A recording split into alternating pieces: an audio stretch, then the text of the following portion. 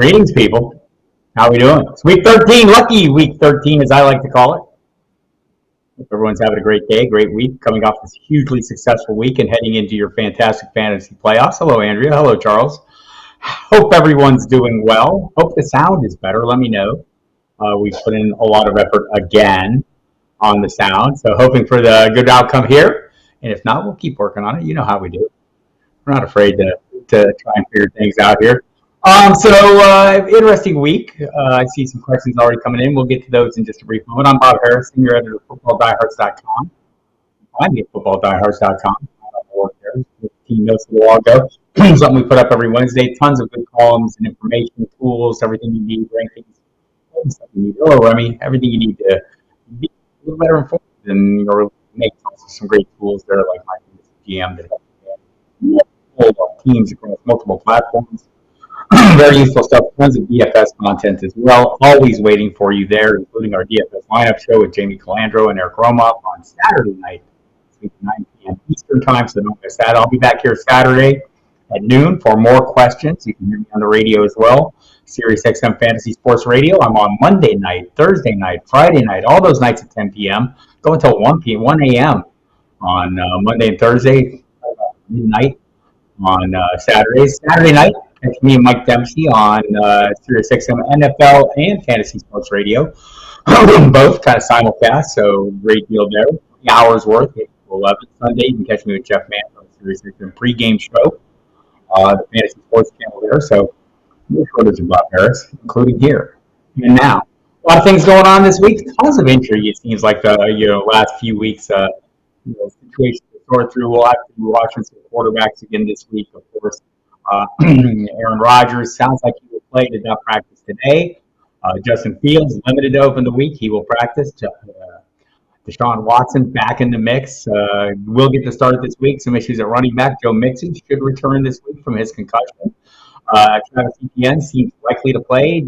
Najee Harris, a little bit dicey, not sure. Elijah Mitchell, season is over. And Christian McCaffrey did not practice to open the week. So that'll be one to watch. Might just be as simple as maintenance, right? I don't want to overstate the case. Hopefully you have Josh Jacobs to plug it in his place. Okay, Josh Jacobs coming off a huge week. Wide receivers, Jamar Chase seems like he's trending back, coming back. Just now being reported that he came out today and said that he was the one who decided not to play last week. He was close enough. Thought he would get back, but he did not. So that'll be one to watch. Mike Williams is another player we'll be watching. Deebo Samuel also limited. There will be no Darnell Mooney, though. No Allen Robinson. So get over that. And just got the news today, finally official, that Kyle Pitts has had his surgery. He will indeed miss the rest of the season. If there was any doubts, there should not be. So again, happy to have everyone here. Glad you could make it. Appreciate everyone coming in and sharing a little time with me. We'll get to all your questions, eagerly anticipating. Look, it gets late in the season. We got to start dialing it in, playing it safe. I always do my little rant. I'll do it here for you quickly. If you have hunches, play your hunches. Don't be afraid to. You're pretty sharp. You know what you think is going to happen. Don't go crazy. I had a guy I saw on the radio show. I want to say, I'm trying to remember who he started over. I think he started like Gabe Davis over Justin Jefferson, something like that. Don't outsmart yourself. It's easy. We do that all the time as fantasy managers. Don't get caught up in the traps and the shiny lures, the new things that are splashing in the water and drawing your attention away. At this time of year, stick with your proven, tried guys, unless you get in a situation where you don't have proven and tried guys. I mean, that's where some of these weirdo flex plays and some of the shiny new objects and the trap plays come into play. Right? They might not be traps. It might be okay. So there you have it. So let's get into the questions. I see they are mounting, and I don't want to leave anyone shy. This is a big weekend. Now, again, I'll be back Saturday to do more. So we got that going for us. Corey Bishop. We'll get the ball rolling. Lazard versus Chicago. Gallup versus Indy. DeAndre Carter versus Oakland, also known as Las Vegas. Or Tyler Boyd versus Kansas City. Is it Tyler Boyd? Is that who the Chiefs are playing? And by the way, great. Appreciate you framing the question like that. If y'all can do that for me, it helps out. Just give me a first initial with the last name of the opponent, just to help me process the information a little faster. I thought it all through. I just don't all have it at the top of my head yet. It's only Wednesday. Well, give me a chance. By the way, everyone get a new Metallica. It's fantastic. What a What a massive move that was. Out of the clear blue. Dropped the single, announced the album, a 2-year tour. Crazy stuff. Love Metallica. You should too. All right, Lazard, Gallup, Carter, Boyd. So Jamar Chase coming back makes you maybe slightly less interested in Boyd, but still fairly interested. Like he's still flex level play, as is Lazard. So I think those two are the ones I would be targeting. Maybe go Lazard if Aaron Rodgers is playing, and maybe flex over to Boyd if not, right? And like Gallup is fine, Carter's fine. Carter's coming off a big week. Don't know about Mike Williams yet. Maybe you want to come revisit this on Saturday, Corey, when we have a little better idea. We do know Mike Williams did not practice to open the week. Never a good sign, right? You'd like to get that initial session in. There's a number of guys, like, I talked a little bit about Travis Etienne and some of these players. Mike Dempsey and he covers that team on a daily basis. My Sirius co-host covers the Jaguars in Jacksonville for this local station there. And we were talking, just like what was the best case scenario. We figured it would be like maybe a DNP did not practice Wednesday and then a couple limited sessions, then off the injury report, or maybe a couple did not practice it, a limited and a questionable. I mean, all these things are possible still. But the fact that he got in a limited session to open the week is a good sign. So I'll say the same, the opposite for Mike Williams, that he started out the week when he did not practice. Doesn't mean he's not going to play, but it's a little concerning for me. So look, DeAndre Carter this week, maybe. Maybe it's Josh Palmer this week. So I wouldn't go overboard on that. And again, Gallup.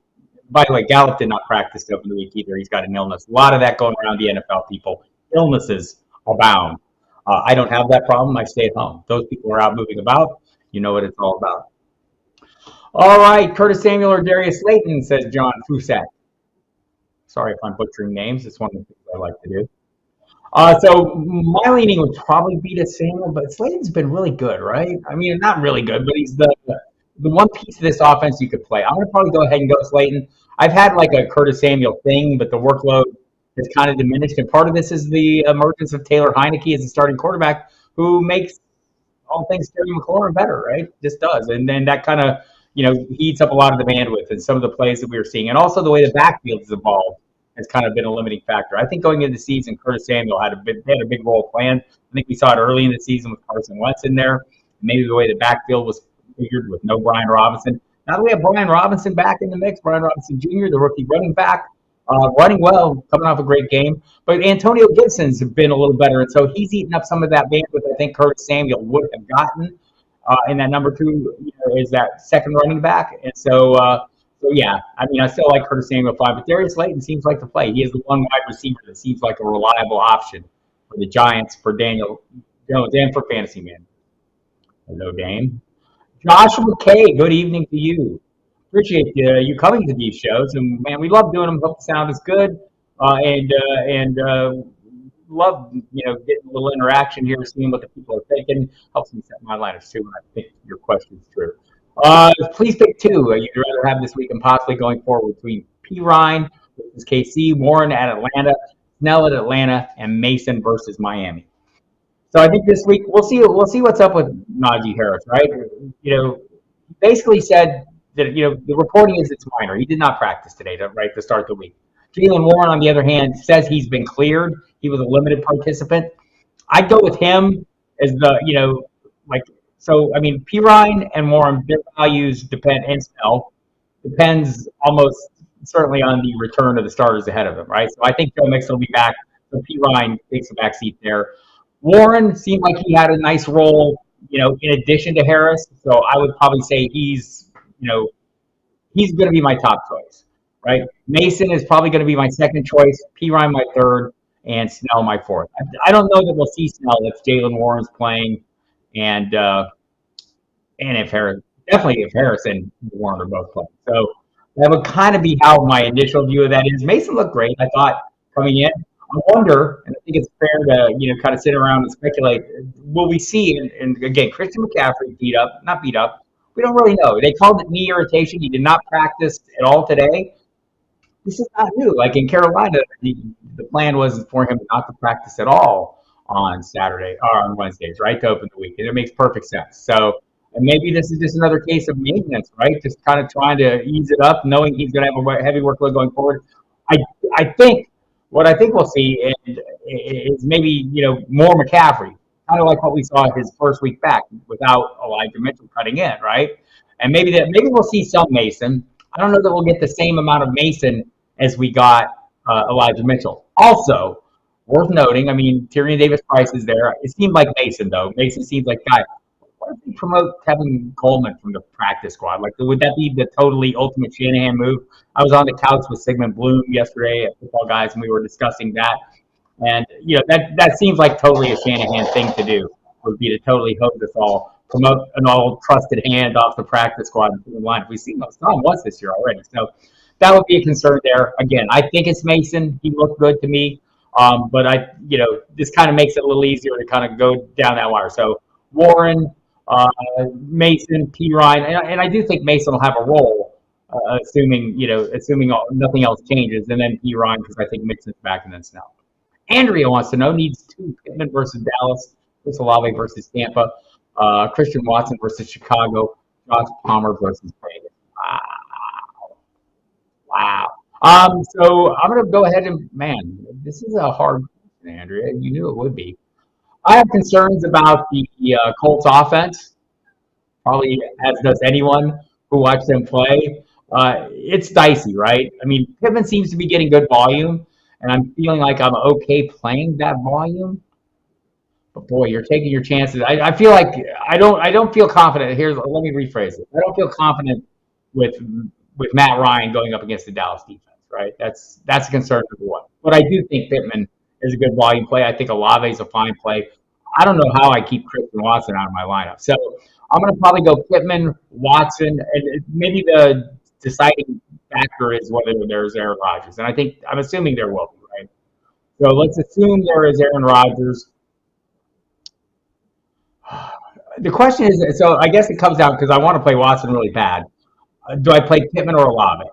Right? Saints offense was horrible against San Francisco. It's a very good defense, right? Boy, I'm trying to think this went through here for you, Andrew. This is a tough call. Josh Palmer's the outlier here, and I think Josh Palmer's very good. If there is no Mike Williams, I think he's a fine play. I'm hoping that the moment that Aaron Rodgers doesn't play and it makes a decision for him. Christian Watson, 6 touchdowns over the last 3 games. I mean, he has slowed down. It seems like he had more earlier. But he just looks like a difference-making playmaker. Maybe here's how we do it, Andrea. If you want to play it safe, if you just want high floor plays, go ahead and go with Pittman and Olave. And that's reasonable. If you need a swing for the defense play, go ahead and switch Watson in for Pittman. Leave Olave. That was hard. Come back on Saturday and ask me again to see if I give you the same answer. Because we'll have more information on the quarterback. And maybe on Mike Williams, and maybe Palmer will be a bigger factor. Robert Grimm Jr. Pick 3, half-point PPR. Ramondre Stevenson versus Buffalo. Kenneth Walker versus the Los Angeles Rams. Tony Pollard versus Indy. Jonathan Taylor versus Dallas. Come on, Robert. Stop that. How do you pick just 3 of these? I mean, I'm probably going to sit out. At this point, the way things are going, you can make an argument against Stevenson. The argument you can make for Kenneth Walker, Jonathan Taylor, and Stevenson right now is there's no one cutting into the workload, right? I love Pollard. I like him more than I like Zeke Elliott this week, even coming off a down week. Oh, boy, that is a tough call. It's an over. So that's what I'm going to do, though. I'm going to split it like that, Robert. And maybe you agree, maybe you don't, but I'm going to play the guys that have the clearer paths to workload, and that's to me is Taylor, Walker, and Stevenson. And then Pollard is a little bit of the outlier because he is splitting. No matter how much I think he might be better than Ezekiel Elliott, Ezekiel Elliott's still a thing. And so, by the way, I should have mentioned at the top because it just happened today's practice. Lamar Jackson left early with a quad injury, so that's something we'll have to watch as well. Damn it. That was a tough question, Robert, but that's kind of how I would, work through it. And again, if you have a hunch about any of these guys, I know Kenneth Walker hasn't been very efficient, but he has been getting the job done, right? And they're going against the Rams this week, man. That's no Aaron Donald, no offense. I mean, is this just a game where you could see the Seahawks grinding it out and just leaning on Walker and letting them roll? I could see that. Remy has Justin Fields as his quarterback. He has Mike White as his backup. Zonovan Knight is available to grab right now, but Mike White is my only player I can drop to pick him up. No, you should not pick up Zonovan. You should figure something else out. I would keep Mike White just in case Justin Fields can't go. I think Justin Fields will go. I think he's close, but do you want to go without a fallback? I mean, so let me ask you this, Remy, and you can chime in. Who do you have? Who would he be starting over? I mean, that's the only way I would do it. I mean, I get it. You want to have Zonovan Knight down the stretch, right? But, is he going to be the lead back there? I mean, there's still a lot to suss out here. I think maybe this week he's a pretty good play. I was encouraged by or not encouraged, but informed a little bit by what we heard from Robert Saleh. Basically he's a juicy runner, juicy, but also he's a good fit for the offense. One cut and go kind of guy, and that's what you're looking for in that San Francisco style offense.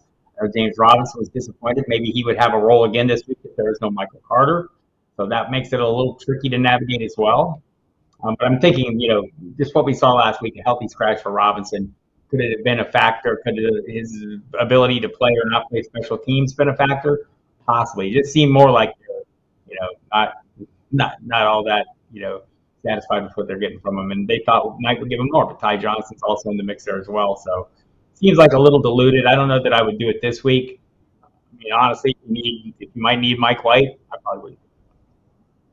Dusty Hirsch, how are you, young man? Scott Covey coming off a very tough, close one where he almost got into the big money. Big high-stakes player is Scott Covey. Had an opportunity with Michael Pittman, came up just under 2 points shy of some solid money. So on that last drive, you had the chance. If only they had another play. Maybe call. Scott Covey has gravitated towards Ty Johnson. I think that seems like that's not an unreasonable take, right? Passing downs, third down back. I don't think that's a bad way to go. So I've been thinking about this about the waivers. It maybe depends on what you need. But I do think Ty Johnson is maybe the guy that avoids the zero, right, in a PPR league. You're going to have a role, and I thought he ran the ball pretty well too, especially later in the game. A nice touchdown run. So I don't know that you're wrong, but I think Zonovan Knight's the one everyone's going to be chasing. And some of the comments, I wasn't real sure. I was probably leaning more against him earlier this week. I wondered if maybe now if we're not going to see Carter, if we wouldn't see Robinson, if that was maybe again, had to do with special teams play or something else that just the way the roster was set up that day, they didn't think the game plan would call for him. And that is still, in the range of possible outcomes. That's possible. But it did seem like Knight, took his opportunity and made good with it. So that's a tough one to call. That's why I wouldn't drop Remy, a player I might need for the speculative play, because I think Zonovan is still speculative. R. Avila, Zay Jones versus Detroit or Slayton versus Washington. Zay Jones is not questionable yet, but he was limited in practice today. The designations don't come out until later in the week. I know a lot of sites like to throw that around. He's questionable or he sits or he's out. We don't know what he is, right? But he is beat up. There's no doubt about that. Has the chest issue. Again, I think these are this maybe being a little cautious with him. I would probably, it's a great matchup, right, for the Jaguars. And, Trevor Lawrence is playing as good a football as you've seen him play. And he played some really good football earlier this season. Right? Looked fantastic early on and had kind of a little bit of a mini slump, has been back on about a 3-game roll and looked fantastic in this past game, obviously. Pretty damn close call. I still think Christian Kirk is the guy you'd rather have. I don't think there's a reason those were career highs that Zay Jones had. It's not the norm for him, right? That kind of big workload. So I'd probably still lean Slayton here slightly, but I think Zay Jones is viable given the matchup. Again, maybe this is a situation R. Avila. If you feel like you're really close on this, maybe you use health as a factor. Maybe wait until Friday and see what the designations are. It's possible Zay Jones comes all the way off the injury report. He gets in a full practice at some point. But, if it's like one's questionable, one's not, I think that makes it an easy call. Don't like Slayton's matchup nearly as much as I like Jones, but I like healthier guys better. Dusty Stakes, I've been asked this 100 times already. Probably 107. This makes 108. No. I'm expecting a lot of Deshaun Watson questions this week, and it's understandable. Deshaun Watson should probably stay on the bench this week. Other quarterbacks, Fields and Carr, hoping to drop Carr. I'd probably play Carr over Watson this week. Just, I mean, I'd like to see Watson. Kevin Stefanski talking today that there's still a bit of rust. I mean, it's against the Chargers, the Carr's going up against. He has a really good weapon. Like when you're playing Derek Carr right now, and like I was kind of in on Derek Carr going into the season. I drafted him a fair amount. It was a reasonable cost, right? I'm not like saying I screwed the pooch by drafting a guy in double-digit rounds that I thought had some upside playing with good players. But he is. You're playing essentially Devontae Adams right now, and I can think of worse things than playing Devontae Adams in the form of Derek Carr. So I would probably stick out on that. Maybe Fields gives you the easy answer, and if we get down into Friday, Dusty, and Fields comes off the injury report, or it looks pretty sure he'll play, maybe then I would go ahead and make that move on Carr if you're hoping to drop him. But I'd be damn sure I'd Fields because I don't want to lean on Watson yet. All right, and Corey, how good, people coming in cold, you kind of, can catch lightning in a bottle. It's a huge revenge game, or is it? Is it a revenge game for Houston? I don't know. We're hearing that a number of the accusers of Sean Watson will be in the stands. Like 10 of them are all going, I guess, in a group just to make things more interesting because they're not interesting enough. But expecting, Watson to be rusty seems like the most reasonable expectation of all. And I didn't, so I thought back to, the exhibition. He didn't look great there. But who does? It's exhibition. I don't want to put too much stock in that, but that's where he was at. The reporting we've heard since then, pretty universally positive from both the reporters on the ground who have seen him. Some say he's looked good, but also the teammates and coaches. I don't know if teammates and coaches are going to, sit there and throw him under the he's been horrible. It's not happening, right? But general consensus seems to be he's been fine. I worry about my shares of Amari Cooper, of Donovan Peoples-Jones. It seemed like he was rounding into a playable asset. Also, this is a good game for them to run.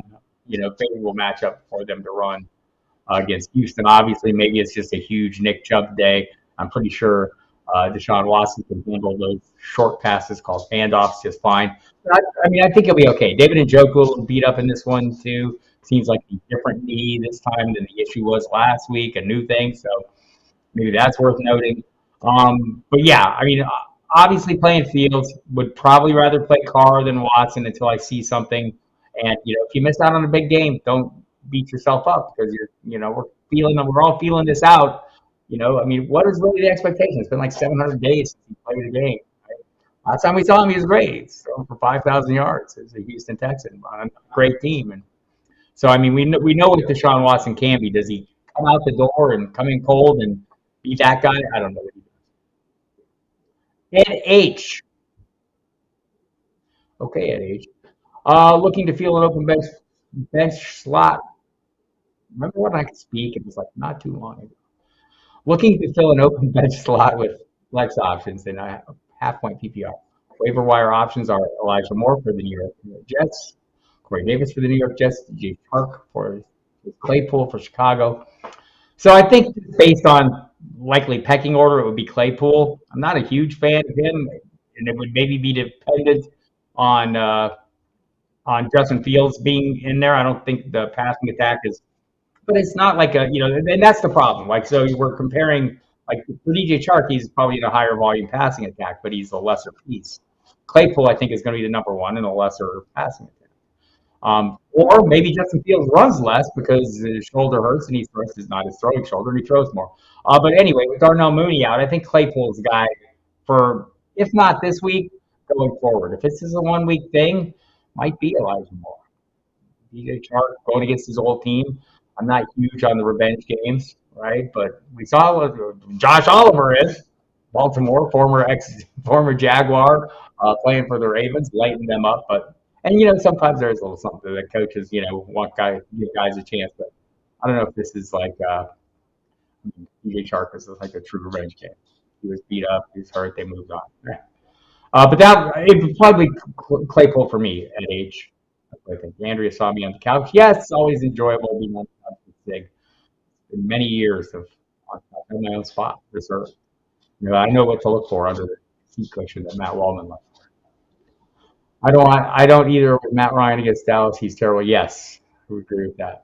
It's just, man, it's a mess, and I mean, I'm sure Jeff Saturday's coming in and, lighting a fire under asses in the locker room. The game management's not great. Nathaniel Hackett wants to lend him his Jerry Rosberg inside joke. If you're a Denver Broncos fan. Stephen Pavia. Hey, Bob, should I go with Fields? Green Bay if he's starter? I would. Yeah, I would probably, if he's starting, I'm probably going with him, right? I mean, again, questions, will he be as eager to run the way he has been? Will they want him not to run? I don't know. It's not his throwing shoulder. I mean, I'm guessing there will be medications involved if he does play. So I'd probably play him. I think Jimmy G can play any week. Mike White, I'm not against Mike White. I remain skeptical, though. Sometimes these, quarterbacks come in. He kind of tail off last year when he got his opportunity. Anyway, I would like a more proven commodity. I like Jimmy G in particular because he has so many weapons, right? It's just a whole slate of, a complete arsenal of various kinds of players that you could lean on, right? So I love it. I saw my buddy Dwayne McFarland on Twitter making a point about Deebo Samuel, though. Is Brandon Ayuk getting great, or is Deebo Samuel, is he getting greater than Deebo Samuel?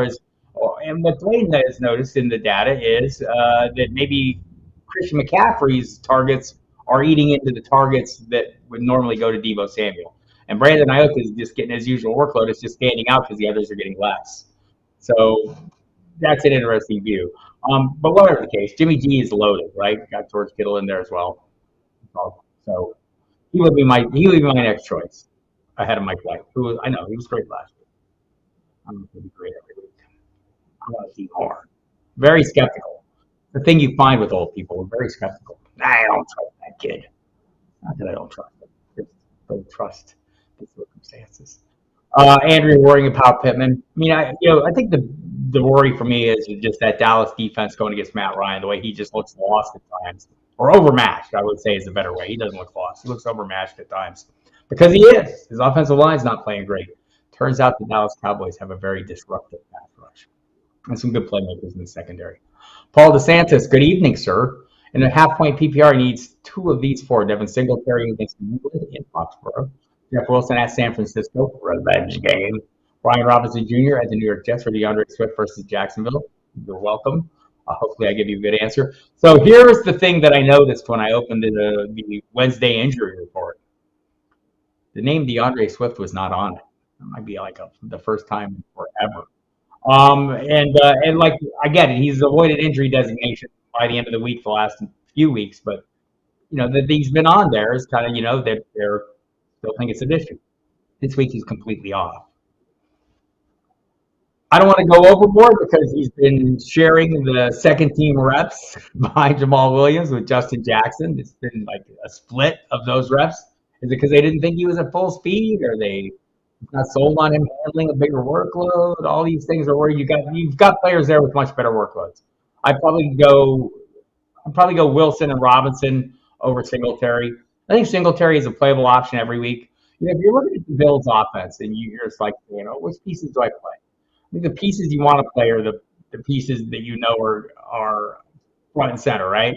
The easy, and it's an easy call, right? Because not everyone has it. And I'm oversimplifying here because this is not how it works in fantasy football. But I mean, I want to play Josh Allen, and I want to play Stephon Diggs. And after that, I feel like you're kind of taking your chances with the Bills. Any given week, any of them can rise up and become viable. Gabe Davis, it's going to be single digits most weeks. And then there's those huge double-digit games that keep luring you in. So Devin Singletary with a multi-touchdown game a couple weeks ago. I'm going to play that. I don't think it's great. I don't think you're doing yourself favors. I think you're looking for better options and the volume to me. And I get it. Raheem Mostert is supposed to be back, and San Francisco's super tough run defense. So if you want to avoid that, go ahead and go Singletary over Wilson. But I'm probably playing Brian Robinson no matter what. If you need an upside play, pair him up with Swift. If you need a higher floor play, one of the other two. Maybe Singletary has the best floor. Thinking Wilson, struggles against that run defense, or we see more Raheem Mostert. It's revenge games for both of them, Mostert and Wilson. So Brian Robinson at the top of the heap Paul, and after that, I mean, there's a lot of if you made me stick to one, the more I'm thinking it through, I'm probably playing Wilson, but it's a super tough matchup, right? I mean, sometimes I have to go to the rankings just to make sure I'm not totally off my rocker. Because sometimes I feel like I'm totally off my rocker. I'm sure you guys do too. I mean, that's why you're asking questions. Like, should I really do this? Our algorithm likes Swift more than I do. Maybe that's the play. Robinson and Swift. There we have it. Final decision made. Ah, good luck. Oh, that was a lot of work to get through that. Pacheco or Swift, half point PPR. So in a half point PPR, like Pacheco, the workload is starting to grow on me. Are we going to see some Melvin Gordon at some point? I mean, I suppose it's possible. They got 2 games against Denver. I think that's obvious. Honestly, I think that's why he's there. Um,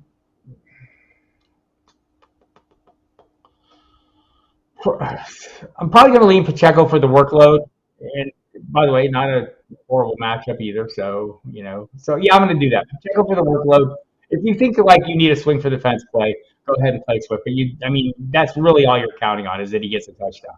Until we see more of and I guess that's what I alluded to at the top of this hour was, we don't want to outsmart ourselves. We don't want to play the shiny new object or the piece. I mean, there might be occasions where Swift is the appropriate play. Again, it's maybe a swing for the fence play, but I'm playing the heavier volume of Pacheco. What do I think of Zach Wilson, Davis Mills as QBs in the 2023 PPR Dynasty League? Any future for these guys? I don't know. I know Jason La Canfora went off on the whole notion of Zach, that basically his Zach Wilson's time is done, that they're going to move on, that he can't imagine him. I mean, the Jets are saying otherwise. But man, when you lose that, that starting job, I mean, not everyone bounces back from that. I mean, I guess Marcus Mariota has kind of, over the course of time, done it, but you know, not everyone does that, right? So I don't think there's a big future for either of them. We'll see. I mean, maybe some of this depends on if Zach Wilson gets back on the field. I think the Davis Mills ship has sailed, though. I mean, if you couldn't make hay there in the situation you're in, or at least hold on to the job, they're going to have a ton of draft capital next year. They're going to use it on a quarterback, and we'll see what the Jets do. But I would say some of this depends on if Zach Wilson gets back as the starter. Right? If he comes back as a starter at some point, yes, there may be some future for him. Tim Sanders wants to know, Fournette, Pacheco is the keyest flex full-point PPR, needs to win to make the playoffs. I'm assuming everyone asking me questions has to win. So we all have to win. But I get it. Getting into playoffs is important. I'm going to go Pacheco here. Yes, I mean, it was a good week. Is every week going to be a good week? I don't know. Honestly, I mean, I think you're taking your chances with the receiving assets in Atlanta. And Fournette, I think Fournette would be a viable play. Just don't know how healthy he'll be yet. Coming off the hip injury, missed last week's game with the hip injury. I think when he is back, I mean, it wouldn't be surprising if Rashad White continues to start, right? And so if that's the case, he's still going to split. I think he still has some value, but I'm going to play the workload of Pacheco there. At H, Breece Hall, New York Jets in our IR slot would cost us a third-round pick to protect. Worth it or cheaper to stay? Worth it. I'm agreeing with the third-round pick. He looks phenomenal. Looks like a great fit for the offense. And you hope that he, rebounds. And it's, again, sounds like his injury was not just like a clean ACL tear, if my memory serves me. I'll go back and check that. It seemed like there was some other damage as well. So, might take him a little time to get up to speed. But if you're prepared to deal with that, I would definitely protect him at a third-round pick level. Charles Davis, PPR. Rashad White versus New Orleans or Tony Pollard versus Indy. Probably again, maybe I want to see what's going on and where we're at with Fournette before I make a final call on this. But probably, assuming all things being equal, I would probably rather play Tony Pollard. Scott Kobe, Devin Singletary in New England or Adam Thielen versus Jets in a PPR. Probably going to go Singletary there, Scott. I think Minnesota's offense is going pretty damn well, right? I like what I'm seeing. I like the primary pieces better, though. And I think the Hawkinson arrival is kind of maybe going to be a limiting factor for Thielen, obviously more so than for Jefferson. Thiel's a fine play, but I'd probably take the shot on Singletary here.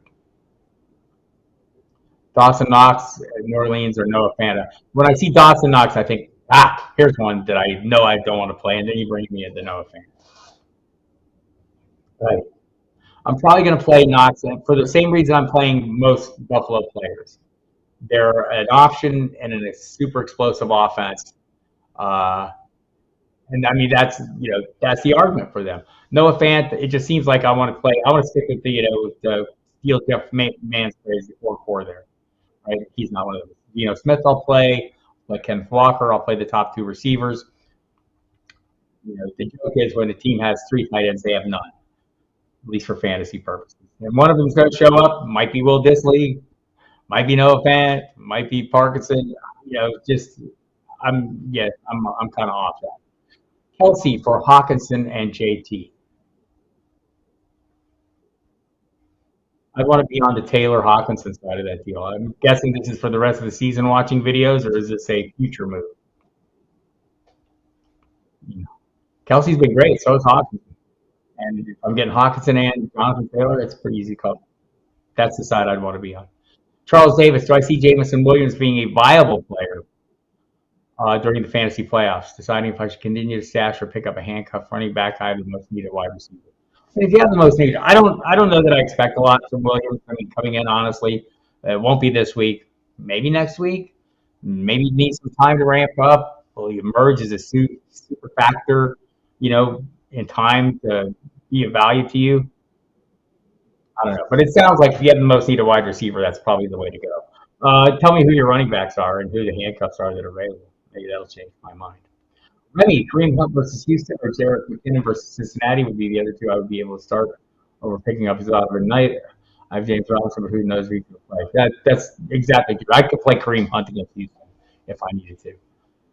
And make sure I have a starting quarterback. I mean, it's in that context, right? I mean, the whole idea here is you want to have a starting quarterback, and I would rather keep Mike White at this point for now, for a 1 week only. B-Rob or Zeke? Hey, I'm gonna play Robinson over Zeke. See what the rankings say.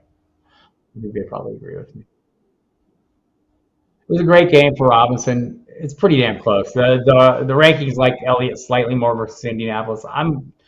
It's 28-30 are the rankings. So pick your poison there. Do you have a hunch, famous Aaron? My hunch would be Robinson, but maybe that's recency bias coming off the big game. Of course, so is Zeke. They both have another piece there. This is kind of pick your poison. KJ Frederick, I know we are a few weeks away from week 15, but I have I'm going to go ahead and translate that into, Foster Moreau. If I read the rest of it, it puts it in context for me. Waller is expected to come back. Should I play T. Hill against Atlanta in week 15 playoffs? So, I think Waller will be back then. But I don't think Waller will be back next week, by the way, if you're out there thinking about your Waller shares on IR. They have a Thursday game, the Raiders, next week, and it sounds like that'll be a little too quick a turnaround to get Hunter Renfrow back as well, and Waller. So, Taysom Hill. Boy, I'm playing. I think you're taking your chances. They seem to be using Taysom Hill a little more, in that kind of dual position role, that kind of quarterback, running back / kind of guy. I think you could play Taysom Hill any week, but you know that you might get hosed, right? So I'll go ahead and go in with that being the plan, and watch the waiver wire closely. Hello, James Marshall. Geno Smith or Deshaun Watson? Geno Smith for me. I feel like Watson is more like one of my guys. Like if I was going to start someone who was hurt and they're suddenly not starting, I would put Watson in. I just want to give it a week and see. Like I know if your hunch is stronger than that, feel free. But Geno Smith's an easy call for me this week over Watson. Melvin Gordon is a curse word in my house, right? Willpower. I'm in the heat. Yaqub Muhammad, Tua or Deshaun? I'm going to go ahead and play Tua. Even in a tough matchup. Deshaun's is great, right? And Again, if you have a hunch here, yep. If you have a hunch here, go ahead. I mean, the algorithm likes Watson just fine. Likes him as a starting quarterback at the tail end. Tua is 7 right now, basically because of that matchup, right? So like it's not a crazy question. I'm gonna go Tua, like the weapons he has at his disposal. Think they can get something done. Over Deshaun, I just like to see Deshaun first. Jimmy Garoppolo, a Jet next year. It might be something else next year. That makes perfect sense. Again, coaches from the San Francisco, from the 49ers, now coaching the Jets. So totally not off the wall possibility. James Marshall traded Olave and 24 7th for Keenan Allen. Let me a half point PPR league due to Olave having a bye week 14.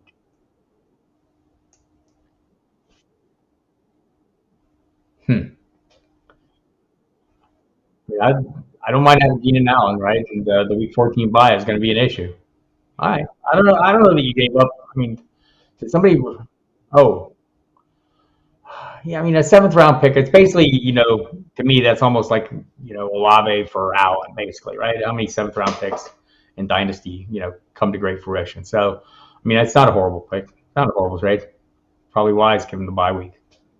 TT Warrior, start three. Jacobs, Rashad White, Amari Cooper, Jalen Waddle, Jamar Chase, call team PPR. Looks weak this week with 4 on a bye. Well, Josh Jacobs if he plays.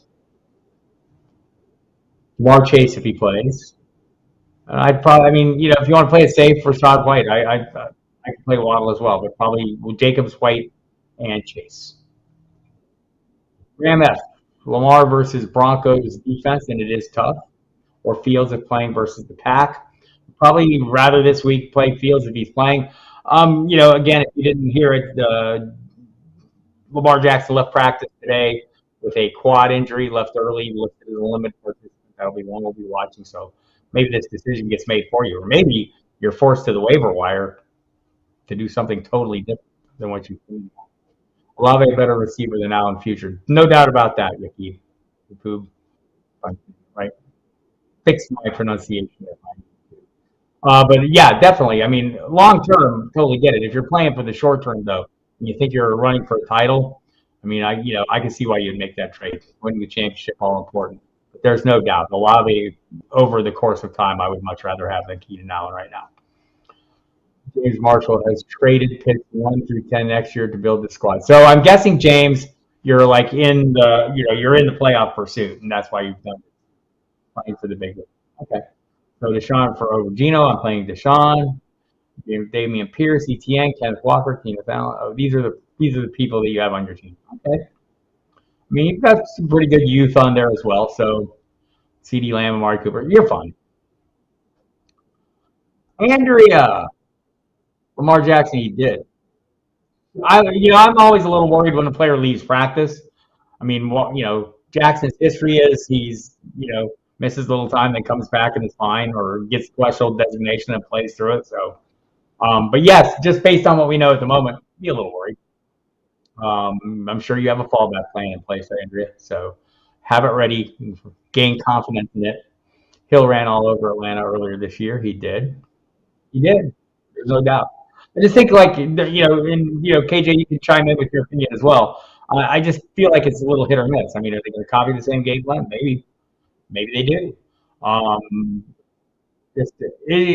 I mean, if we could bring up the weekly numbers for Hill, and like it's not been phenomenal, right? I think the Atlanta game. Let me just do that real quick.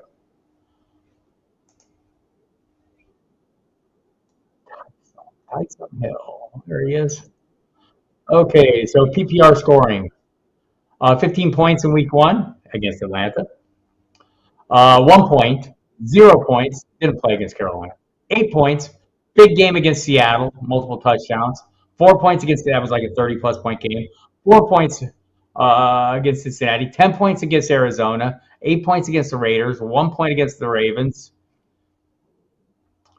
I mean, so 0 points against Pittsburgh. 7 points against. So I mean, that's my problem, right? It's not high end. I'd be looking for an actual tight end, but he's playable, right? And I think you think of that upside that we saw in the Seattle game. I mean, that's why you're still playing, right? Because that upside is there, and I'm not denying that it's there and that it's there's times where it's worthwhile taking that swing for the fence play. But I think he is kind of that a swing for the fence play. Go ahead and chime in and with your thoughts further on that, KJ. Roger Gutierrez is struggling at wide receiver, half point PPR 2-3. Devontae Smith, Cortland starting, Josh Palmer, T. Burks, Darius Slayton, and Paris King. Devontae Smith's probably going to be one. If there's no Mike Williams, Palmer would be one. I kind of like Burks. Sutton is, the. I mean, ugh. Go to the rankings a little bit. I know that. See where Sutton sits right now. Yeah, it's not great. Probably Smith, Sutton, and Palmer are your top choices. I like Burks. I think he looks like a player. Do you trust the passing attack? Maybe look like I can make the same argument for Denver, right? It's been horrible, but I don't think there's going to be a Jerry Jeudy. I don't think there's going to be KJ Hamler. So that kind of opens the door for a little more workload. But if you want to swap out Burks or Slayton for Sutton, I wouldn't blame you. Bob, who's your 101 draft pick in 2023? I've not thought about it. It's probably going to be a wide receiver. I was talking a little bit about this with Bloom on the couch yesterday.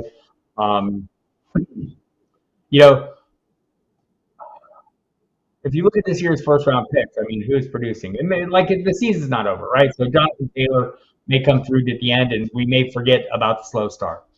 Austin Eckler's been fine. A guy that I thought maybe was set for the most regression. I mean, he had 20 touchdowns. It's very unusual for him to repeat that. I think Derrick Henry's been fine. Beyond that, it's been dicey. Caffrey, we'll see. Maybe it's a little too early to make this assessment, but I think I'm going to hope I'm in the second half of the first round, and I'm going to be going receivers, maybe Travis Kelce and top wide receiver. But 101, too early to say, Timothy. Too early to say. I feel like I'm whiffing out on this one. Really is too early to say as things stand right now. I mean, if I knew Cooper Kupp was going to be back and healthy, it'd probably be Cooper Kupp. Maybe Justin Jefferson. That might be where I'm at right now. What's the player assessment you and Evil have most disagreed on? So many. I mean, it's like everyone. I mean, mostly we disagree on hunches. I mean, I don't know if we disagree on the assessment of players, but what we might view or how you might view them anyone given week, given the current circumstances. But I couldn't come up, Nicholas, with an assessment that we've most disagreed on. I mean, we generally see things pretty much the same. I mean, I know there's been some. I'm trying to think. I don't like to not answer the question. But I can't think of anything. Emil, put something in the chat. McCaffrey. There you go. There was one. Emil wasn't as in. I'm always in on McCaffrey. I want that player in a half upside. And so that's Emil had him at 12. I had him at 2. So yeah, that's probably a pretty big disagreement there. That was probably the most recent, the biggest one. And then, I think a lot of people, were kind of out on McCaffrey. I don't think his problems this year have been so much injury related as circumstance related. We've seen the upside there. I don't know. I still believe in the upside as a player, but the role and the circumstances have to be right. And I am injury agnostic, and other people are not. There's no doubt about it. Everyone's going to be hurt. Everybody. Follow up. If Lamar and Fields are out, who would you pivot to? Goff versus Jacksonville or M. White versus the Vikings?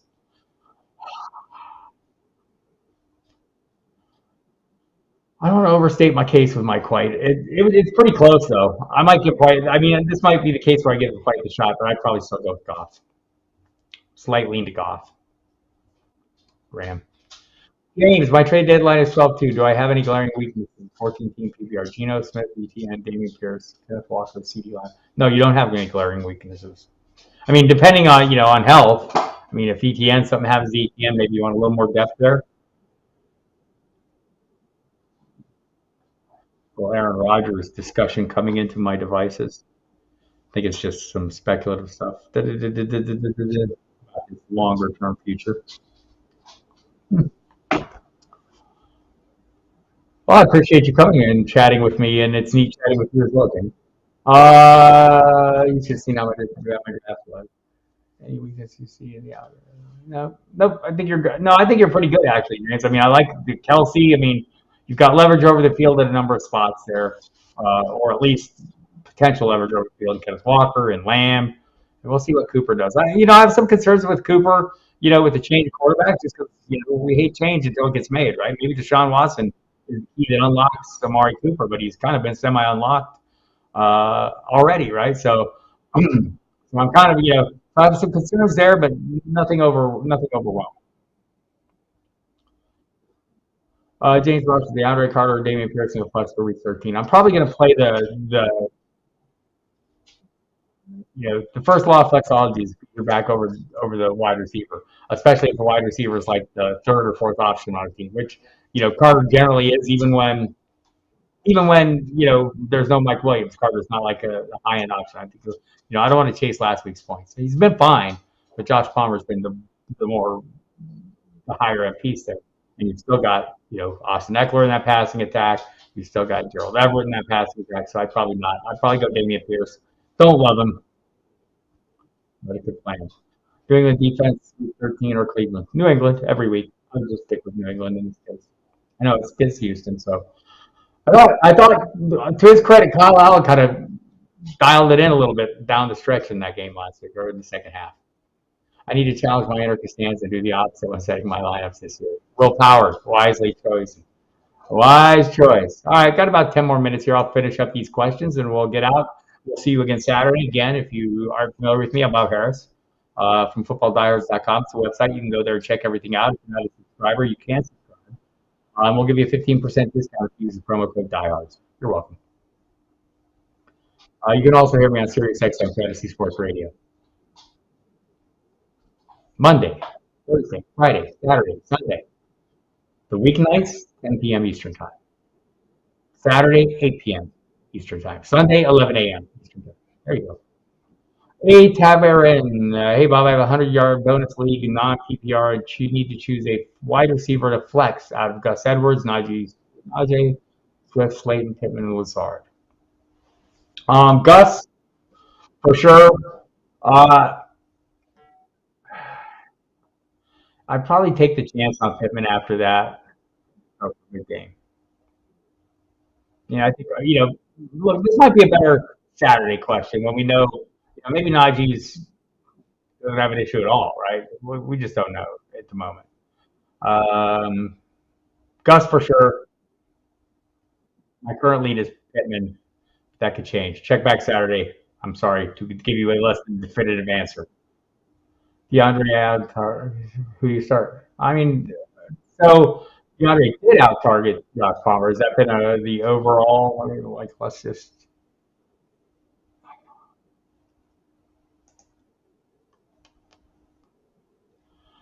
Let's see.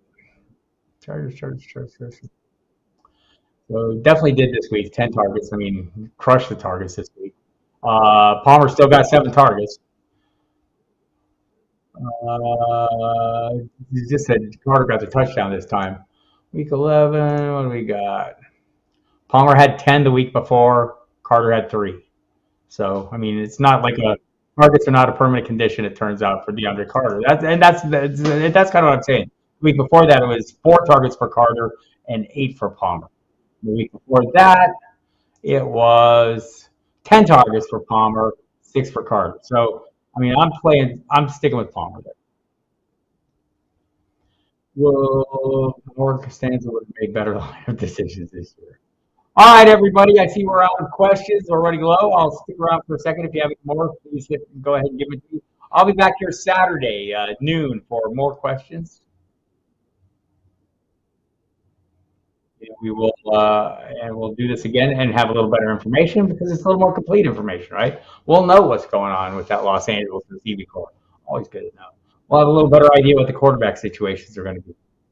Kyler Murray tweeting about. Kyler Murray's tweeting about something and everyone's excited. Let's see what it is while we have a minute here.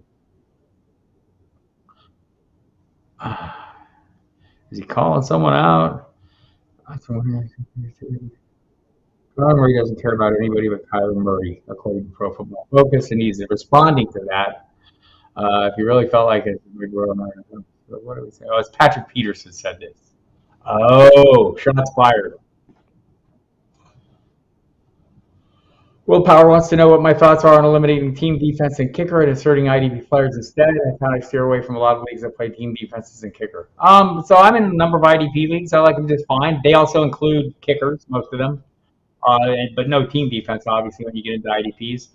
Sometimes it's hard to find people who are into it enough to play, IDP or who feel confident enough to go deep on IDP. I'm in some full IDP leagues. I mean, 50-man rosters, 22 starters. I mean, the whole 9 yards. So I mean, you need to find the right people to play with. Will that's the issue. And if you find people who are into that, I would much rather play in an IDP league.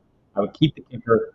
Jake Seeley would argue that, and that's how I would go. Anyhow, so every Saturday I will be here at noon Eastern Time. More complete information, including this Saturday, to help you out, and we'll kind of maybe put the final touches on some of these lineup questions that you've had with a little more complete information. So noon Eastern Time. Come back Saturday night, 9 p.m. Eastern Time. Jamie Calandro and Eric Romoff will be doing the DFS lineup show. They will also be answering your questions as well. So go ahead and hit them up. If you have more questions, you can call me on Sirius XM Fantasy Sports Radio. I'll be on Thursday night, Friday night, 8 and 10 p.m. Eastern Time both nights. Saturday night, take a lot of calls on NFL Radio and the Fantasy Channel simulcast. So hit us up there. Sunday, not so many calls on Sunday, but we'll answer a lot of your questions, Jeff Mans and I, as we chat things out. So there you have it. Happy Wednesday, everybody. Happy week 13. Thanks for coming. Really appreciate everyone showing up, and look forward to doing it again Saturday. Thanks, Ed. Thanks, Andrea. We'll see you all later.